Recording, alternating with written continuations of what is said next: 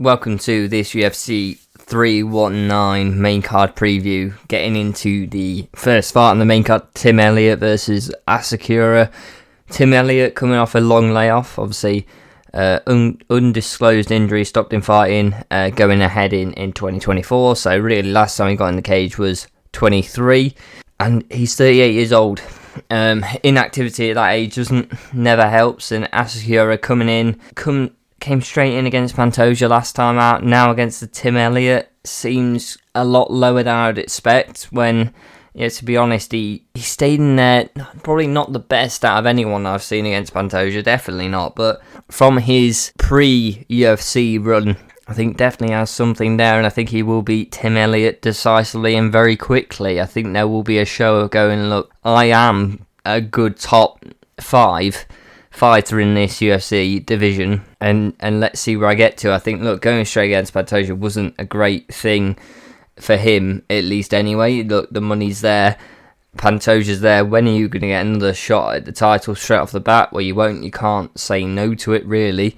And look, he got to the big time. He got to the UFC, got obviously paid very well for the Pantoja fight. To be honest, didn't really show up in that Pantoja fight, but look, that's a big step up in the UFC. You get to the UFC going straight against one of the best champions ever, and in the flyweight, who's really done, he's up there with the best of all time, to be honest, at flyweight. So I'd say he probably isn't, but look, he's as dominant as anyone in that division has ever been. So look, I think Pantoja's a tough fight for anyone. I think Asakura will show in this fight he's really well rounded. I think he will just outclass Tim Elliott everywhere. Wherever the fight goes, he will outclass him. I think he gets done on the feet. I don't think it needs to go to the ground. It may be a bit of ground and pound after knocking him down, but Asakura's really going to show he's up there in this division. Definitely. He's definitely up there. And I think going down to a Tim Elliott fight, that's just a massive downgrade. It's just way too far. Go from Pantoja to that. He's somewhere in that middle. And look, first fight on a main card for a numbered event. Look, that it is what it is, but Asakura is way above this level to fight Tim Elliott. And also Tim Elliott coming off a long layoff and is 38, and long layoffs at 38 never work out well.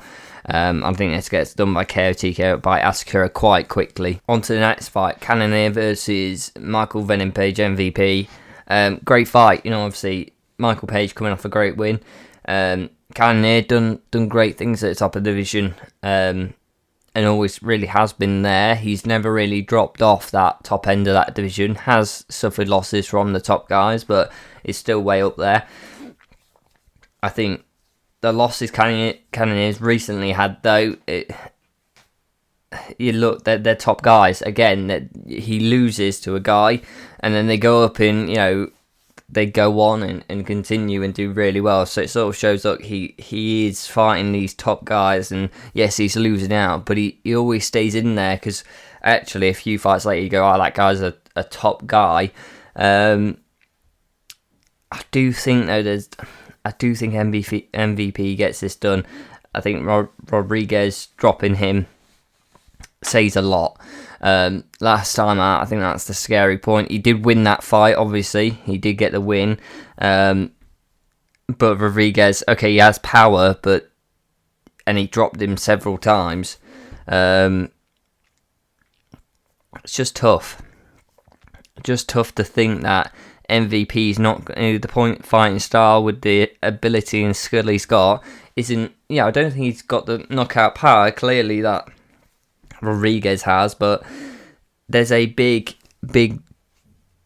speed advantage for MVP, and I think he will get stuff through faster and through more of Cannonier's guard than Rodriguez could. I do think that is a problem. I think he's going to make it easy for MVP to get that shots off. He's going to attack the legs. He's going to attack the body. Them kicks are brutal, and he's just going to point fight him, and it's going to frustrate Cannonier. And I think he just runs into something. I think he just starts running in, getting clipped, getting caught, and going, oh, I need to reset. Oh, I've been hit, and just can't really get anything off. I think Cannonier has to get in close. He has to make this rough. He has to make this a clinch battle in clinch range. He has to try and get something on him quickly. He has to make this a very, very ugly fight to make it work. And if it turns into an ugly fight, I think it's definitely Cannonier. And if it is a nice looking, flowing, stand-up kickboxing fight, and as we always say, if it's that, MVP wins every fight he's in. If it's just that type of fight. Look, Cannonier, I think a few fights ago, maybe even, in a few fights, a year or so ago, I think this would be a different fight. But I think Cannonier now, getting knocked down by Rodriguez, losing a couple of fights, okay, they're top guys, but he's going to struggle in this fight. I think MVP's coming in. I think Cannonier, he just lost a little step, and that is really going to show, especially in this fight against someone who would always be faster than him in MVP. So I think MVP gets the decision after over 3 rounds. I think MVP point fights as usual, getting the jab out there, getting the kicks out there, and you just see he stuns Cannonier as he tries to set something going, and it just doesn't ever work for Cannonier throughout the fight. On to the next fight, Neal versus Prates. 3-inch reach advantage for Prates here. Lost to Ian Gary last time out by decision, but I do think Ian is top 5, to be honest. He's a top 5 guy. Neal lost, but only by a split decision against Neal in 2020. Ian in 2024. So I think that's positive. I think that's a positive showing. But Ian Gary, was he really that guy back 2024? I think he stepped on for sure when he faced Prates. But look, both lost to Ian Gary. I think it's a good fight to make, and it's probably the reason they've made this fight, that they both lost to Ian Gary. I do think Prates at 31, 34, Neal will make a slight difference. But I think the key point is not about the age. I think Prates has the more experience. I think over at Pro Fights he has more pro fights than Neal, which is key. I just feel this is the key point of going. If Neal shows up, and you see this in a lot of fights, if he shows up, he could beat pretty much anyone, except from maybe a top 3 guy on his day. I think Prates wins he wins every other time. Neal has to be his best to beat this guy. He has to be basically beating a top. If he shows up and can beat a top 5 fighter, as sometimes Neal does, he'll win this. But Prates wins every other time. And do I think then performances stay with Neal and are continuing with Neal for the future? I think there's a point of decline. I think Neal sort of shows up one fight, loses another fight, and there's no consistency at all with who he's fighting and the way he's fighting, and how this guy is top. This guy is sort of not as good, but I'll lose to the guy who's not so good, and lose against a guy that then goes on beat the guy who then goes on to be top 5, top 6. And that's the key problem. Like, who do you pick? It's very hard pick with Neal being in the mix on a fight. I do think you can go Prates. I think he is good. He's southpaw, and I think he just gets it done. I think Neal, there's a key problem, and sometimes that he doesn't show up, and he has to be at his best here to beat Prates, and I don't see it happening in this fight. But it could, look, this is a fight that could go either way, but I do think Prates gets this done. On to the next fight, Murphy versus Pico. 2.5 reach advantage, inches of reach advantage for Murphy. Lack of action for Pico. Last fight in 2024, February, so more than a year out. I think this is one of them fights where the UFC really shows there is a next level. There is a level above what you fought at, and it is the UFC, and the UFC is that top end of the whole. It has the best fighters overall. It gives you the best competition, so that actually when you get to a certain level in the top 10-15, you are top 10-15 in the world, likely. There's some fighters outside the UFC, of course, who likely will, if they came into the UFC, do very well, and maybe get up to the top 5, top 3. But it's few and far between. You actually see that come about, even when these guys come into the UFC. How many people have you seen come into the UFC that actually then go on, win a title, come in with a massive pedigree of MMA and really win out on everyone straight off the bat? few and far between. I think Kayla Harris, you could sort of say she fought outside the UFC, but again, she had a massive wrestling background, was sort of a prospect where you go, well, actually, her wrestling is incredible. Even though she hasn't fought in the UFC, it's likely going to support her MMA. And she was that dominant outside the UFC that it sort of pushed her towards it. I think the UFC may have even signed her without it. She did go another way, but look, the UFC built her up. She wasn't going straight into top 5s or top 10s. She was going in against, starting her off and pushing her through the ranks. Whereas, some of these fighters outside the UFC, there's such a big name in MMA, they get put in there right at the top. Asakura, for example, got put in straight against Pantoja, got shown that Pantoja is way above, and the guys even 1 or 2 below him, top 3, have lasted in there a lot longer against Pantoja and took Pantoja to decisions and had 3 fights with him type thing. So, big change. I think Pico's going to get found out. I think Murphy's a great fighter. I think Murphy is a strong fighter and probably not someone you want to face straight coming into the UFC. Good display. Both beat Josh Emmett, who's definitely top level. Danny Ige, who is a tricky fighter as well for Murphy. I think Murphy dominates the fight. I think he really shows why a top 15 place in the UFC is renowned as it is. I think Pico hasn't got the ability like Murphy has. Beating a Josh Emmett and a Danny Ige, that is resume for Murphy, because Danny Ige is a tough, tricky fighter to beat and makes it difficult. And Josh Emmett, incredible fighter who, look, it's top end of the division. So, great fighter. I think Murphy gets it done, KO TKO, and really shows, look, this is the UFC.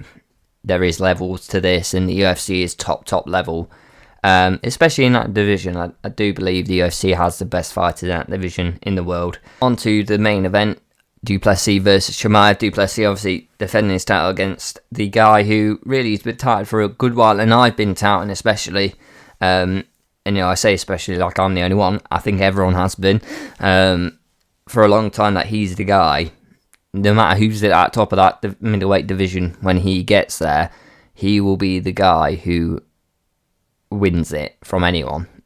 He has just that incredible style in COVID. You saw him first, like real position where I saw him was in COVID when he was in the UFC in the Apex, just beating guys coming in. I think he fought twice in something like 2 weeks, or like he fought 1 week, fought the next week or something like that, and just beating up guys quite easily, getting them to the ground, smothering them. Pictures of Khabib being dominant on the ground. Chimaev is just different. He's just smashing people. Sort of like Khabib did at a smaller weight class, but I think Chimaev's just so much. Seeing it on the bigger guys like that, where he's just throwing them around, is an incredible scene. Where we haven't really seen it in that we haven't really seen it in middleweight, like Khabib style. At least in this era of UFC, at least from when I've been watching, I haven't seen it. I think it's just fast finishing and really makes it look easy against most fighters. Robert Whittaker, things he did to Robert Whittaker is just crazy. Chimaev, I think, gets this done against Duplessis. I think Duplessis will have a bit more defense than Robert Whittaker did, because he's a bit bigger. He's a bit better against other fighters at a top level, beat Adesanya and things. But I do think it's just a problem. I don't think people can cope with the wrestling of Chimaev. It's just different. It's not wrestling in the sense of what you learn in say the US or one of them like Western schools. It is just get them to the ground, and the point of the wrestling is to get them to the ground and smash, and that is all he's learned, and that's all he's been doing. And look, Duplessis been fighting. Chimaev is only really caring, to be honest, to improve the stand-up game enough to get to that takedown and get someone to the ground. Duplessis been fighting other people, been fighting people on stand-up, having to improve his stand-up. He's better on the ground. Yes, he submitted Adesanya, but look, this is a totally new ball game for Duplessis. I think he will stall him out a bit better than anyone we've ever seen. But in saying that, I don't see it working that well. I think he hits a few shots off on Chimaev on the feet even. I do think that happens, but I think at the end of the day, Chimaev gets him to the ground, starts wearing him out early, first 1-2 rounds, and you start going, I'm so scared of the wrestling, my throwing is happening less, and it's just a natural thing where, like Khabib, people just can't throw because they can't be dominated for that long on the ground. I think it's a real problem. He's a great fighter, and I think he gets a submission done in this fight. I think he gets a submission. I don't think the ground and pound will work. I think Du Plessis will manage to stall out enough the strikes on the ground at least. For at least a while. That could, I wouldn't say it can't happen. It definitely could, but Chimaev's more likely to get a submission in this fight, I think. Let me know what you think in the comments down below. Like and subscribe, and I'll